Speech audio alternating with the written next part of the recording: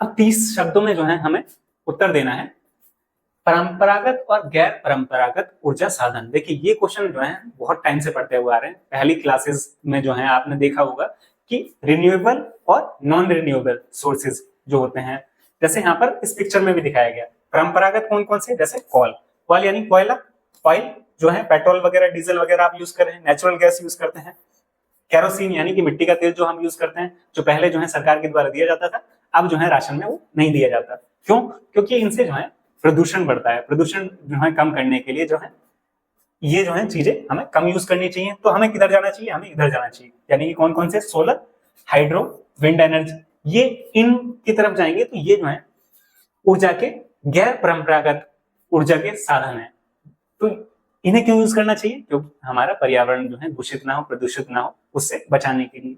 क्योंकि ये जो है एक तो आसानी से उपलब्ध है, ये जो है बहुत टाइम तक जो है हमारे पास रहेंगे, परंतु ये जो है अगर इनका अत्यधिक मात्रा में प्रयोग किया परंपरागत उद्योगों का, परंपरागत जैसे जो परंपरा होती है बहुत टाइम से चली आ रही है, इसी तरीके से परंपरागत हुआ जो बहुत टाइम से हम यूज करते आ रहे हैं, गैर परंपरागत जिनका उपयोग अभी तक नहीं होता था, परंतु अब हम उपयोग इनका करना शुरू कर चुके हैं। आंसर देखते हैं हम इनका।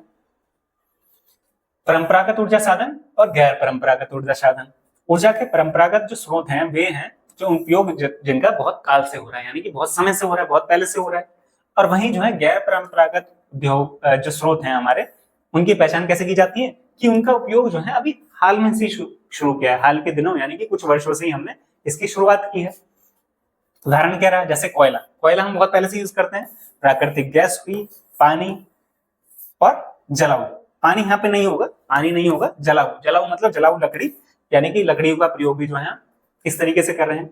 और अब जो है गैर परंपरागत ऊर्जा साधन की बात करें तो भूतापीय ऊर्जा, सौर ऊर्जा, पवन ऊर्जा, ज्वारीय ऊर्जा, बायोगैस ऊर्जा और परमाणु ऊर्जा, ये सभी ऊर्जा के साधन वो हैं जिनसे जो है प्रदूषण नहीं होता है। वो हमारे गैर परंपरागत ऊर्जा साधन में आ गए, जिनका जो है हमने उपयोग अभी हाल ही में शुरू किया है।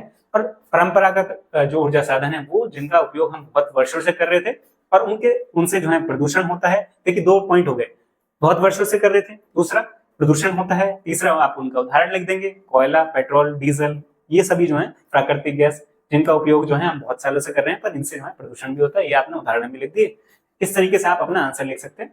डिफरेंस करने के लिए आता है तो आप ऐसे ही सामने सामने डिफरेंस करके दिखाएंगे, पहले उसकी डेफिनेशन, फिर उससे प्रदूषण होता है, उससे प्रदूषण नहीं होता है, फिर उसके उदाहरण। इसी तरीके से आप उदाहरण लिखेंगे तो आपका 3 नंबर का क्वेश्चन बहुत बढ़िया तैयार हो जाता है।